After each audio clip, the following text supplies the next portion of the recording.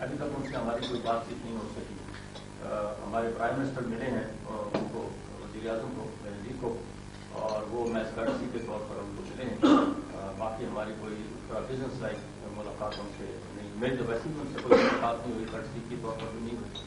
تو لیکن اگر کوئی ملاقات ان کے ساتھ ہوگی اور انہوں نے اس کو پسند کیا, پتہ نہیں ان کی اپنی پارٹی ہے یہاں, وہ اسی پرانی لائن کو ٹو کرنا چاہیں کہ اس کو آزاد کشمیر کو صوبہ بنانا ہے, تو پھر تو ان کی ہماری لڑائی ہے. پھر تو کوئی یعنی کوآرڈینیشن کا تو کوئی پھر سوال ہی پیدا نہیں ہوتا. لیکن اگر کوئی تبدیلی ان کی سوچ میں آئی ہو تو یقیناً ہم بیٹھ کے کوآرڈینیٹ کریں گے.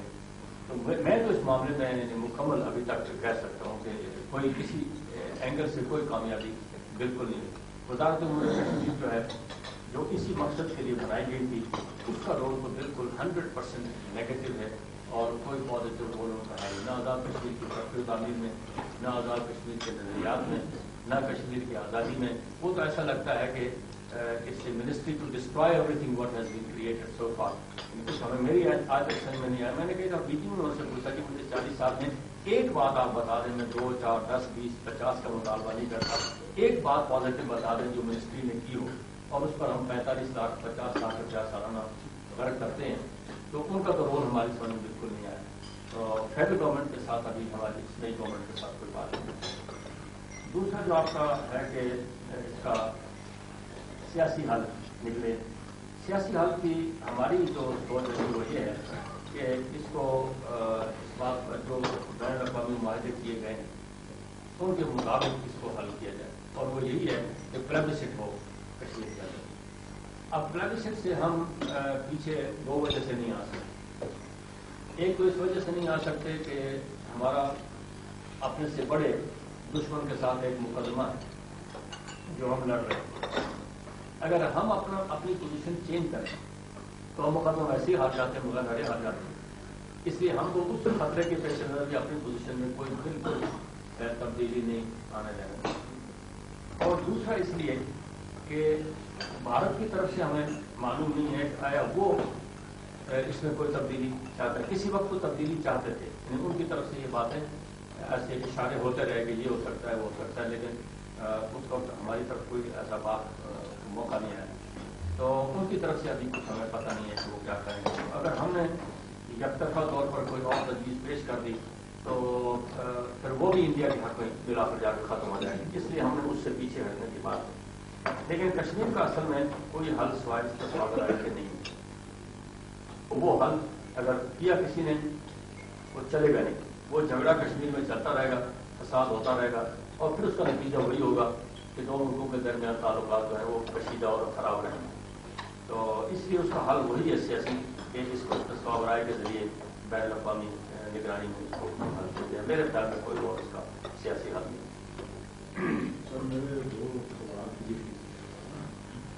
پہلا یہ جیسے آپ نے فرمایا زیادہ تر جو کچھ ہوتا رہا وہ دونوں ملکوں کے درمیان, انڈیا اور پاکستان کے درمیان انڈرسٹینڈنگ کے اوپر چلتا رہا.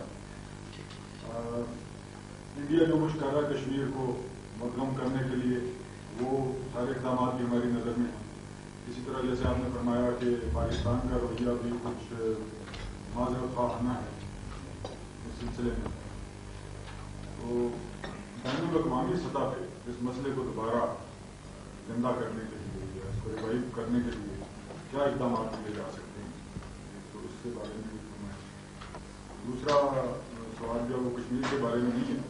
پچھلے دنوں اخبارات میں ایک کنٹروورسی سی چلی تھی کچھ آپ کے بیان کے بارے میں جو علامہ اقبال کے بارے میں تھا. تو میں یہ جاننا چاہوں گا کہ یہ کنٹروورسی کیوں شروع ہوئی, کن حالات میں, اور اگر آپ مناسب تصور فرمائیں تو اس کا اصل پہلو کیا ہے, ٹرو پرسپیکٹو.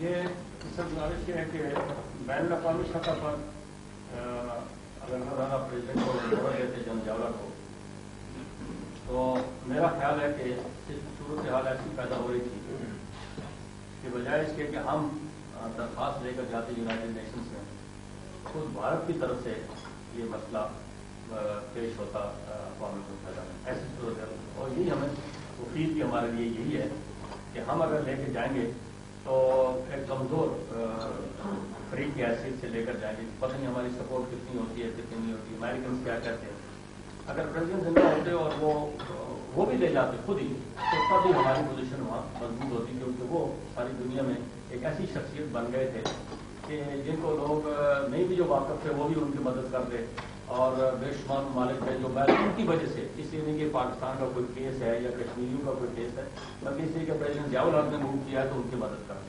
तो वो एडवांटेज तो हमारे हाथ से चला गया। तो अब भी सूरत यही है कि कुछ देर हमें इंतजार करना पड़ेगा कि इंडिया के मुकाबले में हमारी जो गवर्नमेंट है, नई गवर्नमेंट, ये अपनी क़यादत का क्या मुजाहरा करती है। अगर तो इन्होंने इम्प्रेस किया अपने दोस्त ममालिक को कि ये वाकई इंडिया के मुकाबले में खड़े होने के काबिल हैं, तो फिर तो हम इसको ले जा सकते हैं। लेकिन ले जाने का मतलब ये भी नहीं होगा कि वहाँ ले जाने के बाद फौरन मसला हल होना शुरू हो जाएगा, बल्कि वही जैसे रशिया के खिलाफ एक अखलाकी दबाव, बैन अक़वामी अखलाकी दबाव पैदा हो रहा है, सियासी दबाव, वही पैदा करना वहाँ से मकसूद है। और उसके साथ साथ अगर मौजूदा कश्मीर की सूरत हाल खराब होती रही जैसे कि हो रही है, तो फिर ये एक इजाफी इमदादी उनसर हो जाएगा कि उस पर बैन अक़वामी दबाव कौमी मुत्तहिदा की तरफ से आए कि भाई तुम अपने वादे जो है उनको पूरा करो। ये उसका अलामा इकबाल के बारे में जो बहस चली की बदकिस्मती से उसको बहस बनाया हमारे मोहतरम मदीर नवाए वक्त ने, मदीर नज़ामी साहब ने सारे बिला वजह बहस बनाया। बात हुई थी नॉर्वे में, एक तकरीर की जावेद इकबाल ने जो बड़ी वाहियात और फजूल तकरीर की पाकिस्तान के बारे में कि ये तो पेट पर हाथ मार के कहा कि ये तो पेट के लिए बनाया गया था और ये चीज़ था वो कहते था। मेरे जैसा आदमी चाहे हम लोग जैसे भी हों, मगर तो ये कहा जाए पाकिस्तान पेट के लिए बनाया गया था तो फिर तो कुतुब और इंसानों में कोई फर्क ही बाकी ना, सच्ची बात है। हमारे यहाँ इंसानियत का तस्वर बिल्कुल और है, उनके यहाँ शायद बिल्कुल और है। तो वो तो मैंने हजम की, वो तकरीर मैंने कुछ नहीं पढ़ कहा। फिर उन्हें दूसरे दिन और तकरीर करवा दी और उसमें उन्होंने उसका कोई लिमिट्स नहीं छोड़ी। वो कहा कि जो अली और उमर की तरफ देखते हैं वो तो मैं इसको बैकवर्ड रोमांटिसिज्म कहता हूँ, वो जो 18वीं सेंचुरी में यूरोप में चली थी बैकवर्ड रोमांटिसिज्म की। तो इसी तरह और उन्होंने फजूल खुराफात और इकबाल के हवाले से उस पर मुझे उस पर तो मैं समझ नहीं कर सकता था। फिर मैंने रखता उनको 2-3 बातें की। एक तो मैंने ये कहा कि इकबाल को कोट न करें, क्योंकि इकबाल का मजहब तो और किस्म का था। आप अपनी जो बात है वो करें तो ठीक बात अपने नाम से। और अगर इकबाल ने कोई बात ऐसी कही है जो उनके अपने इस फिक्र के खिलाफ है, तो उन्होंने खुद फतवा दिया है। ये वो फारसी का शेर अगर बहू न रसीदी तमाम भूलाबी, तो मैंने कहा इकबाल का अपना फतवा है कि जो चीज़ रसूलुल्लाह तक नहीं पहुंचती वो सब भूलाबी है। खा इकबाल ने कही हो, खा किसी ने भी कही हो, मैंने उनका अपना फतवा है। और जरूरी नहीं कि इकबाल को पैगम्बर नहीं थे, कोई मुजतहिद नहीं थे, कोई इमाम नहीं थे, वो शायर थे, मुफक्कर थे और उनका एवोल्यूशन हुआ है। बचपन से बड़े हुए हैं। नबी तो रोज अव्वल से नबी होता है, किसी उसकी बात तो पहले दिन भी उतनी इंपॉर्टेंट होती है जितनी आखिरी दिन होती है, मगर बाकी जिस कदर मुफक्करीन हैं वो तो एक एवोल्यूशन के रास्ते से गुजरते हैं। तो वो मैंने एक्सप्लेन करने की कोशिश की। तो मैंने अलबत्ता ये उनको कहा कि मैं यहाँ तो कुछ नहीं कहता जावेद साहब आपको नॉर्वे में, लेकिन वापस चले मुल्क में तो मैं आपका हिसाब लूंगा इस मामले में कि आप क्या करें। और मेरी उससे बात कभी कोई ना बोला था अपना वाकई मुझे पता होता कि जावेद ये कुछ कहेगा तो मैं नॉर्वे ही ना जाता, सिरे से सच्ची बात है। लेकिन फंस गए हम, वो भी चले गए, फिर चले गए। तो यहाँ बाद में इन्होंने फिर कहीं मजीद नज़ामी से वो बात बताई, और मजीद नज़ामी के सेक्युलरिस्ट थे, वो भी पाकिस्तान को व्लादिमीर रियासत बनाना चाहते हैं।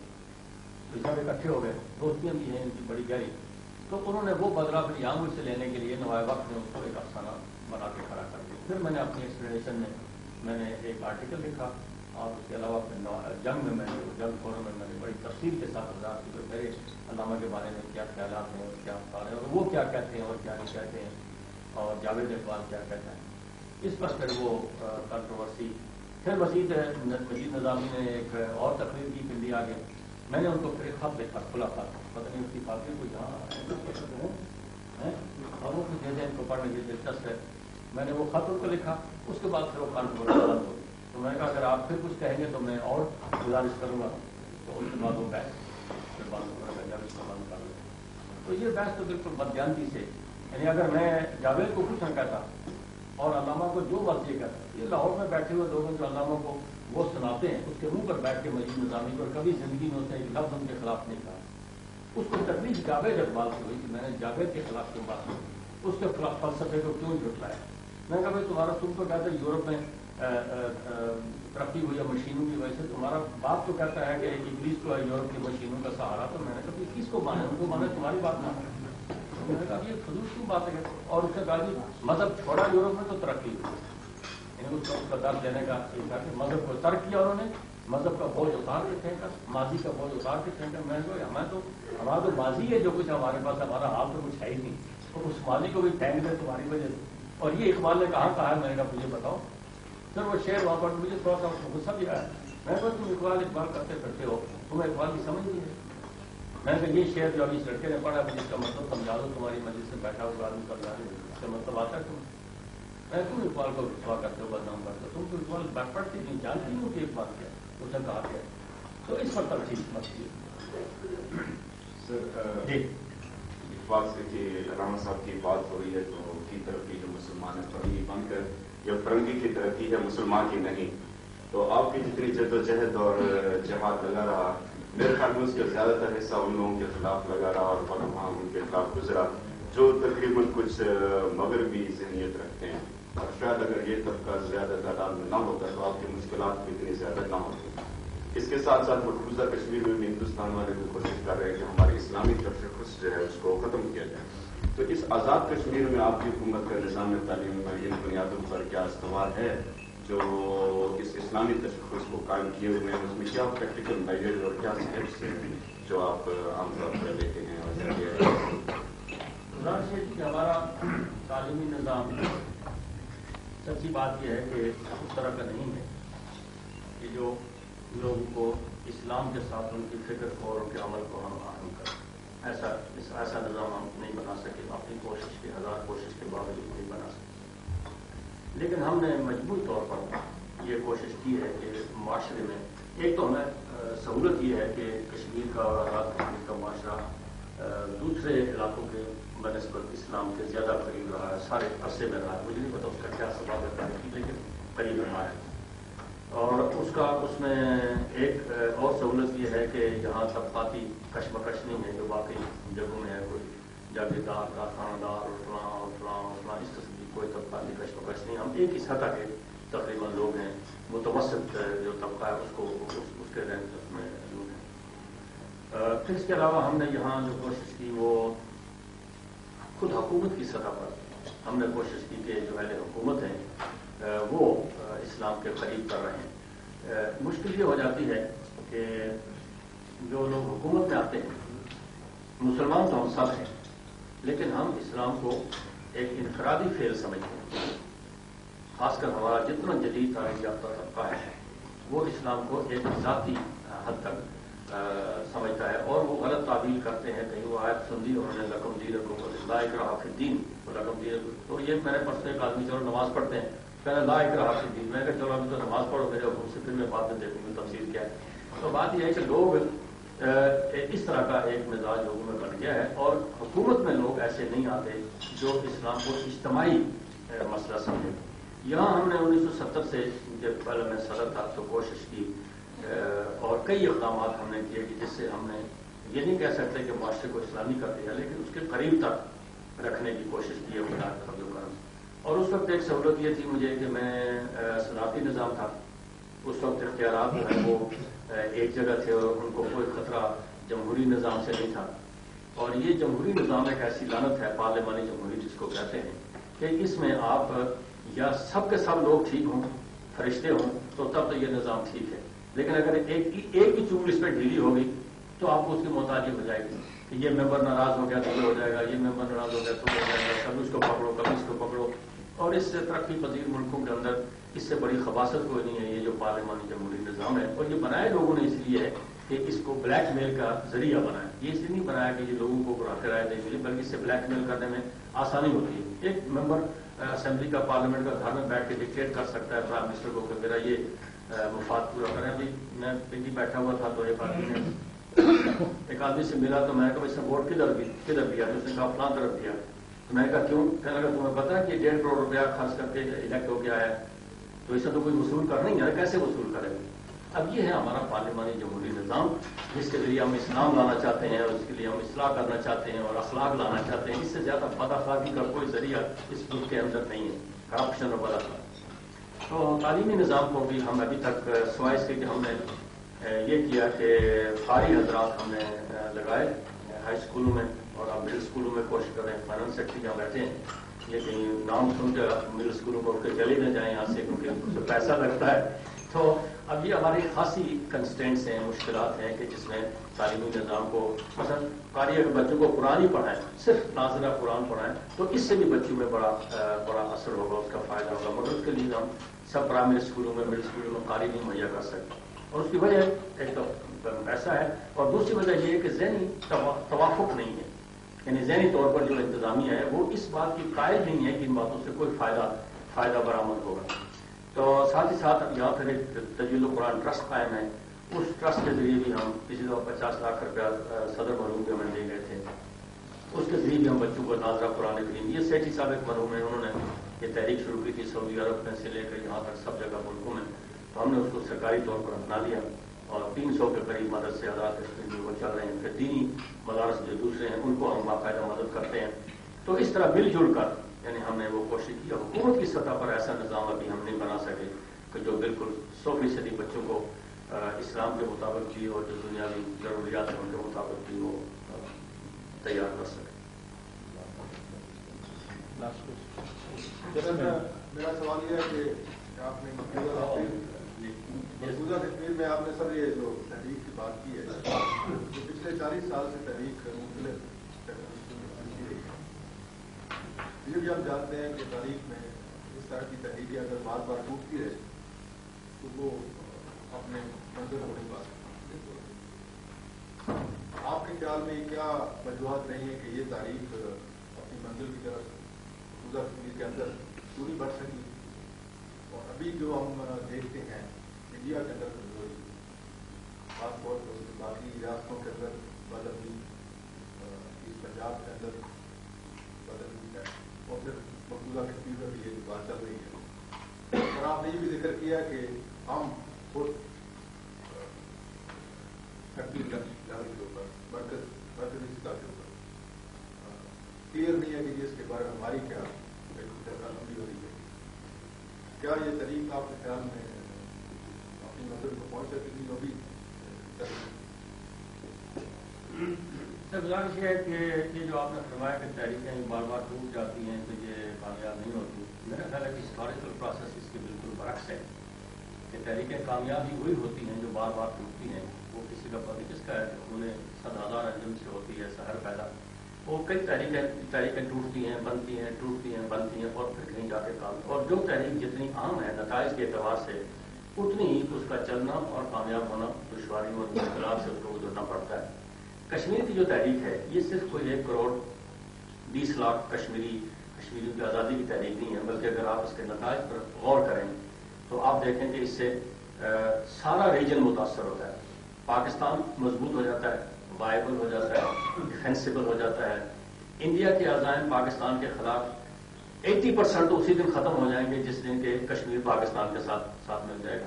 پھر پاکستان اگر ایک اسلامی اسٹیٹ بن جائے کشمیر کے ساتھ مل کر تو اس کا اثر انڈیا پر پڑے گا، ایڈجوائننگ جو اسٹیٹس ہیں دوسری ان پر پڑے گا. تو یہ ایسا کشمیر کا مسئلہ کوئی صرف ایک کشمیر کی آزادی تک یا فلسطین کی طرح یا الجزائر کی طرح یا باقی کی طرح نہیں ہے، بلکہ یہ سارا کنیکٹڈ ہے. اس کے ڈانڈے جو ہیں وہ بے شمار مقامات پر جا کے ملے ہوئے ہیں. تو یہ تحریک اتنی بلکہ علامہ کا وہ مشہور شعر بھی مجھے یاد آ گیا کہ انہوں نے فرمایا کہ ہمالیہ کے چشمے ابلتے ہیں کب تک، خضر سوچتا ہے بلر کے کنارے. تو یہ ہمالیہ کے چشمے ابلنا اور خضر کا بیچ میں آنا اور یہ ساری باتیں ایسی ہیں کہ جو ان کو پوٹینشیل کشمیر کے اندر احیاء اسلام کی تحریک کا جو دکھائی دیتا تھا اسی کی طرف، یعنی وہی نہیں بلکہ اور مفکرین بھی. احمد شریف اسماعیل شریف کی جو تحریک تھی وہ بھی کشمیر کو اپنا مرکز بنانا چاہتے تھے. اللہ اعظم خیال تحریک کے اندر کئی ایسی باتیں جس سے کشمیر ان کا سینٹر رہا ہے. تو کشمیر کی تحریک جتنی اہم ہے اتنی ہی اس کی کامیابی میں وقت لگے گا اور اتنی اس کے لیے قربانیاں دینا پڑیں گی.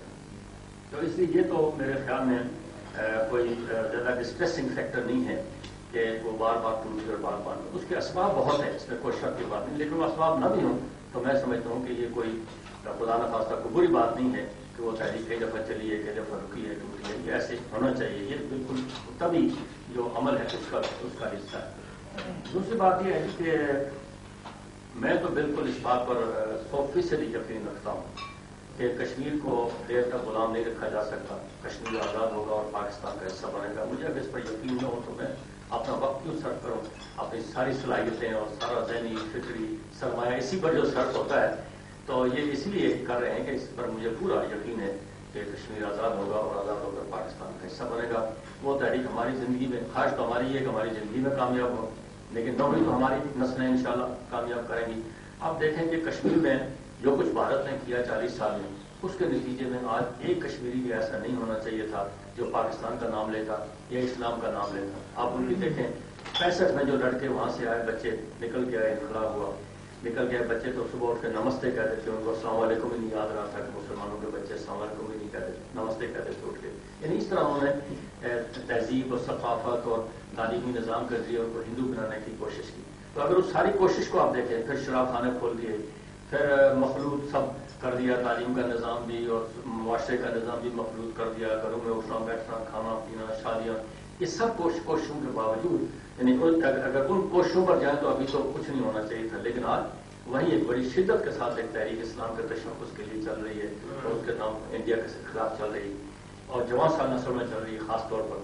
تو اس کا مطلب یہ ہے کہ یہ تحریکیں اس طرح اس قسم کے حکمت عملی سے دبائی نہیں جا سکتی اور نہ ختم کی جا سکتی ہیں۔ پھر جب تک پاکستان کا وجود ہے خدا کے فضل و کرم سے، اس وقت تک کشمیر کی تحریک کو نہیں دبایا جا سکتا، نہ بھارت کے اندر مسلمانوں کے اٹھنے ابھرنے کی تحریک کو دبایا جا سکتا ہے۔ یہ بھی بھارت کو خطرہ ہے کہ اگر پاکستان کا وجود قائم رہا تو صرف دفاعی اور معاشی اعتبار سے نہیں بلکہ اور اعتبار سے بھی ان کے لیے یہ خاصا بڑا چیلنج ہے۔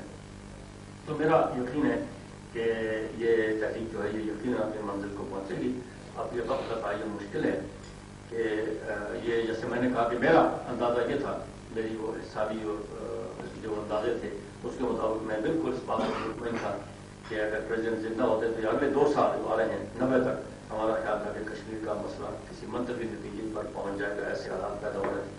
ہو سکتا ہے کہ ان کے بعد خدا کرے کو ایسا سبب پیدا ہو کہ حالات اور تیزی سے پیدا ہوں، یعنی یہ تو کوئی انسان کے کنٹرول کی بس کی چیز نہیں ہے، لیکن ہو سکتا ہے کہ اس کا کو انعقاد ہو جائے اس میں۔ اب یہ وقت بتائے گا کہ کیا صورت ہے، لیکن تحریک کی اپنی منزل کو پہنچے گی۔ اتنی قربانیاں دی گئی ہیں، اتنی جانیں ظاہر ہوئی، صرف ہوئی ہیں، اس میں اتنا خون گرا ہے اس میں اور اتنا ابھی اور گرے گا کہ اس کو کسی صورت نہیں کہہ سکتے کہ یہ رائے گاہ چلا جائے گا اور کامیاب نہیں ہوگا۔ سر میری گزارش یہ ہے کہ کسی بھی تحریک کو منطقی انجام تک پہنچانے کے لیے خاص طور پہ آج کل کے دور میں اور سیکنڈ ورلڈ وار کے بعد سے جس دنیا میں ہم رہ رہے ہیں وہاں پہ دونوں پہلو اس پہ اثر انداز ہوتے ہیں، ایک تو داخلی اور ایک خارجی۔ داخلی سطح پہ تحریک کی کامیابی کے لیے جو عنصر ہیں ان کا آپ نے قدر تفصیل سے ذکر کیا اور جو کچھ آپ کر رہے ہیں اس سلسلے میں، لیکن اگر ہم دنیا میں نظر ڈالیں تو جتنی بھی تحریکیں کامیاب ہوئی ہیں ان میں خارجی امور کا اثر بھی رہا ہے اور کوئی بھی ایسی تحریک نظر نہیں آتی جو کہ خارجی اثرات کے بغیر کامیاب ہوئی۔ مسئلہ فلسطین یا مسئلہ افغانستان جس کا ہم ذکر کر رہے ہیں اس میں ایک اہم عنصر جو تھا وہ یونائٹڈ نیشنز میں یا عالمی سطح پہ کم از کم ایک کنڈیشنز کریٹ کی گئی جہاں پہ جا کے ان کا انجام یہ ہو سکتا ہے۔ ہماری بدقسمتی یہ رہی ہے کہ جو کچھ آپ کر رہے ہیں اسے داخلی سطح پہ تو ہم کہہ سکتے ہیں کہ کچھ نہ کچھ اس میں ابھی حرکت ہے، جمود نہیں آیا، لیکن خارجی سطح پہ وہ ان حدادات کی کیفیت جو آپ فرما رہے تھے وہ آ رہی ہے۔ تو اس سلسلے میں پوچھنا چاہوں گا کہ ہم کیا کر رہے ہیں، کیا کرنا چاہیے؟ اس میں سر دو تین امور ہیں جو میرے تجربے میں جو آئے اس سارے عرصے کے اندر۔ ایک تو یہ ہے کہ ہم دوست ممالک کو اس بات کے لیے آمادہ کریں कि वो भारत पर अखलाकी, बल्कि हम अगर चाहते तो हम भारत पर माशी दबाव भी अपने दोस्तों के जरिए पैदा कर सकते। गल्फ स्टेट्स हैं, उनमें भारत का अरबों और खरबों रुपए का मफाद वाबस्ता है उनके साथ, और गल्फ स्टेट्स अगर मुतमईन हों हमारे साथ बात करने के लिए तो हम एक माशी दबाव इतना ज़बरदस्त पैदा कर सकते हैं, उसके लिए रास्ता ही कोई बाकी ना है। लेकिन हमने उस पर अभी तक काम नहीं किया। इस आइडिया को मैंने फ्लोट किया हुआ है। जब मैं जाता हूँ गल्फ स्टेट्स में तो लोगों के साथ बातचीत करते हैं, डिस्कशन में, और किसी न किसी हद तक उसका असर भी हुआ। इस हद तक कि मसलन वहाँ से घर में काम करने वाली खवातीन जो मंगा रहे थे, और वो वहाँ से ऐसी औरतें भेजते थे जो करप्ट थी और जो उनके खानदानों को खराब करने के लिए भेजी जाती थी। इसको मेरी कुछ तहरीक के नतीजे में उन्होंने आहिस्ता आहिस्ता आहिस्ता आहिस्ता रोकना शुरू किया, उसका बड़ा असर हुआ। तो ये यानी वो तो एक अखलाकी पहलू था जिस वजह से हुआ, लेकिन इसको मैंने बहुत प्रोव किया है वहाँ, हम उन पर माशी दबाव भी पैदा कर सकते हैं भारत पर इसके खिलाफ। एक तो ये सूरत है। दूसरी सूरत ये है कि भारत अगर पाकिस्तान पर अटैक करे किसी वक्त, तो ये जो दूसरे ममालिक हैं, हमारे हमदर्द ममालिक हैं, वो अमली मौसर इक़दाम कर सकते हैं। जैसे कि ये अभी 2 साल पहले फौजें चढ़ दौड़ी थी तो कुछ हमारे दोस्तों ने मौसर इक़दाम किए, वो भी शामिल थे, उनके वापस जाने का सबब बने थे। दूसरा पहलू उसका ये है कि हम अपने जो लोग हैं बाहर रियासत के लोग हैं, मसलन आप में से शायद बहुत कम लोगों को मालूम होगा कि यूके में जो कम्युनिटी जिसको हम पाकिस्तानी कम्युनिटी कहते हैं यूके में, उसका 85% हिस्सा कश्मीरियों पर मुश्तमिल है। तो और वो बड़े मौसर हैं, वहाँ इलेक्शन लड़ते हैं, में उनको पिछले 2 साल से मैंने जाके एक्टिवेट करने की कोशिश की, और वो आज खुदा के फल से मौसर है। आज यूनिवर्सिटियों के साथ उनका रब्ता है, क्योंकि पार्टियों के सेंटर के साथ रब्ता है। अब कश्मीरी सुपर कॉरेस्पॉन्डेंट्स वहाँ चल पड़ी है, सैकड़ों खतूत वो रोज़मर्रा लिखते हैं, तबादला करते हैं खतूत का, वो आते हैं, नाम ही कोई नहीं लेता था वहाँ। तो उनके जो MPs हैं वो अपने इलेक्टोरेट की वजह से उसके साथ दिलचस्पी लेते हैं। तो ये हमने एक कार्रवाई वहाँ शुरू की हुई है। तीसरा एस्पेक्ट इसका ये है कि हुकूमत पाकिस्तान की तरफ से हम ये तजवीज़ करते रहे हैं कि वो हर एम्बेसी में आज़ाद कश्मीर का एक आदमी, एक अटैची, कोई प्रेस अटैची या किसी नाम से एक आदमी हमारा रखे, जो कश्मीर इशू पर एजुकेट करता रहे बाहर की पब्लिक ओपिनियन। पब्लिक ओपिनियन के एजुकेशन का ये हाल है कि मैं 2 साल पहले लेबर पार्टी के लीडर को मिला वहाँ यूके में, तो मैंने कहा मैं तुम्हारे साथ कश्मीर पर बात करना चाहता हूँ। मुझे लगा हाँ मुझे कश्मीर का बहुत पता है। मैंने कहा आपको कश्मीर के बारे में क्या कुछ पता है? मैंने कहा अच्छा कुछ पता है। तो उसने काफिले 2 निकाल के दिए इंडिया के लिखे हुए कि ये है जो हमें पता है और उसके बारे में, यानी कोई हमारी तरफ से कोई एक अक्षर भी लिखा हुआ बाहर नहीं है। लोग इंडिया की तरफ से लिटरेचर की भरमार है, अखबार नवीसों के दफ्तर भरे हुए हैं, MPs के भरे हुए हैं, और जो डिग्नेटरी थी उनके भरे हुए हैं, और बंडलों के बंडल हम जहाँ पड़े हुए हैं, पढ़ते भी नहीं है कहीं को। तो उस तरफ से पूरा प्रेशर रहा और हमारी तरफ से कोई जवाब हम नहीं बता सके कि क्या है। उसके लिए हमने कोशिश की कि जहाँ से डायरेक्टली हम अब यूनिवर्सिटी में एक सेल बनाया है, एक बाहर एक सेल बनाया है हमने, और ये सेल भी हमने मरकजी हुकूमत की मर्जी के खिलाफ बनाए हैं। उनको ये बहुत नागवार थे, बल्कि हमारे सेल के लिए हमारी अपनी प्रॉपर्टी है, स्टेट प्रॉपर्टी रावलपिंडी में जो यूनिवर्सिटी कश्मीर के कब्जे में है, वहाँ किराए पर हमें कमरा नहीं उन्होंने दिया किसी सेल के लिए, और हमें पैसे खर्च करके बाहर प्राइवेट उसको लेना पड़ा है। उस मुखालिफत का आप अंदाजा लगाइए, हम क्या क़यामत बर्पा कर देते अगर वो किराए के लिए कमरा हमें दे देते, वो भी नहीं दिया। तो खैर, तो इस तरह यानी पाकिस्तान गवर्नमेंट की तरफ से भी अगर कुछ होता तो इसको हम बहुत जल्दी स्टेप अप कर सकते थे कि फॉरेन सपोर्ट हमें सिर्फ मॉरल चाहिए, पॉलिटिकल चाहिए। हमें फॉरेन सपोर्ट कश्मीर में कोई मटीरियल सपोर्ट नहीं चाहिए। हमें उनका पैसा चाहिए, ना हमें आदमी चाहिए, ना हमें आर्मामेंट चाहिए, उनका हमें कुछ नहीं चाहिए वहाँ। एज फार पॉलिटिकल सपोर्ट वो ये समझें कि हम हमारा कॉज जस्ट है और हम जो कुछ कर रहे हैं ये बिल्कुल सही है, और कभी कोई लफ्ज़ उनको कहना पड़े तो वो कहें। और उसमें भी हमने इसलिए हमेशा ये लिया कि अक़वाम मुत्तहिदा में जो रेजोल्यूशन है उनकी सपोर्ट करें गवर्नमेंट। ये नहीं कि हमें दोस्त समझ के भाई समझ के सपोर्ट करें, बल्कि उन प्रावधानों को सपोर्ट करें जिसके वो फरीक हैं, और उनको ये कहा कि तुम्हारी जिम्मेदारी, तुमने ये सारा करवाया था, अब तुम इसको क्यों नहीं फॉलो करते। तो इस तरह बैन अवी सतह पर सपोर्ट हमारे हक में बहुत आसानी से मोबिलाइज हो सकती है। अपने तौर पर इंडिपेंडेंटली हमने आज़ाद कश्मीर गवर्नमेंट की तरफ से पर्सनली मेरा जो बाहर आना जाना रहता है, लोगों साथ मरासम है, रास्ते में मोहम्मद में इस्लामी में और ऑर्गेनाइजेशन सेंट्रल जिनके साथ ताल्लुक है, तो वो हम करने की कोशिश करते रहते हैं। اور میرا خیال ہے کہ یہ پالیسیاں اگرچہ بظاہر بہت چھوٹی دکھائی دیتی ہیں، لیکن وقت کے ساتھ ساتھ یہ ایک کلیکٹیو مومنٹم گین کریں گی، اور کسی وقت پتہ لگے گا بھائی کشمیر کا مسئلہ سب لوگوں کو معلوم ہے کہ یہ مسئلہ کیا ہے. تو اس طرح رابطہ عالم اسلامی میں مثلاً ہم افراد ہیں وہ اپنا پسند کرتے رہتے ہیں کہ اس کو مسئلے کو حل کیا جائے بعض مطابق عالم کے مطابق. اس طرح ہم اس کو بین الاقوامی پلیٹ فارم پر بھی اس طرح سے اور گورنمنٹ آف پاکستان جب اس کو چاہے اس کو ایکٹیویٹ کر سکتی ہے، بشرطے کہ وہ ہمارے راستے میں ہوگی بڑی رکاوٹ ہے. وہ بال کے حوالے سے میں یہ کہوں گا کہ الفاظ و معانی میں تفاوت نہیں، لیکن ملا کی اذاں اور مجاہد کی اذاں اور. تو ماشاءاللہ مجھے یقین ہے کہ تمام ممبر حضرات نے اس پرمغز تقریر سے بہت کچھ حاصل کیا ہوگا، اور جو کشمیر کے مختلف پہلوؤں پہ جو روشنی ڈالی صدر صاحب نے، جو پالیسیز ہوتی ہیں ان کی تشکیل کرتے ہیں. اور جو وار فورس ہے وہ اس کا بڑا مقصد یہ ہوتا ہے کہ وہ ملٹری لیول پہ اپنی سوچ کو اور اپنی عملی کو محدود رکھے اور اس کے متعلق سوچے. اور یہ میں سمجھتا ہوں کہ ہم اس نہ صرف کہ ہم نے اس پہلو کو اچھی طرح سے چھانا، بلکہ مختلف اور پہلو جو تھے ہر ایک ممبر حضرات کے دماغ میں، ان لوگوں نے بھی اپنے اپنے سب ڈاؤٹ جو تھے وہ سب کلیئر کیے. این ڈی سی کا ہمیشہ سے یہ رویہ رہا ہے اور سوچ رہی ہے کہ افواج اور حکومت ان دونوں کا اپنا اپنا رول ہوتا ہے، اور جو منتخب حکومتیں ہیں ان کے زیر سایہ یا ان کے زیر جو افواج ہیں وہ ہمیشہ ان کے نیچے بہتر کام کر سکتے ہیں. اور ہمیں یہ خوشی ہے کہ آج ہم یہاں پہ آزاد کشمیر میں ماشاءاللہ کے منتخب نمائندوں کے سامنے بیٹھے ہوئے ہیں، اور ہمیں یہ بھی خوشی ہے کہ پاکستان میں بھی اسی طرح سے ایک منتخب حکومت ہے. اور مجھے یقین ہے کہ یہ تمام پہلو جن پہ صدر صاحب نے روشنی ڈالی ہے وہ افہام و تفہیم کے ذریعے بہتر طریقے سے حل ہوں گے.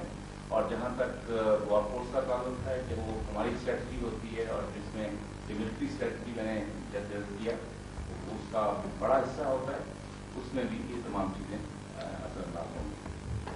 آخر میں صدر صاحب آپ کا، اسپیکر صاحب کا، ممبر حضرات کا، جنرل صاحب کا اور باقی افسران کا میں بہت ہی مشکور ہوں آپ کے عشائیے کے لیے، اور آپ کی جو اتنا آپ نے ہمیں وقت دیا، اور آپ کی محبت اور آپ کی سب جو اسسٹنس ہے اس کے لیے نہایت مشکور ہوں. بہت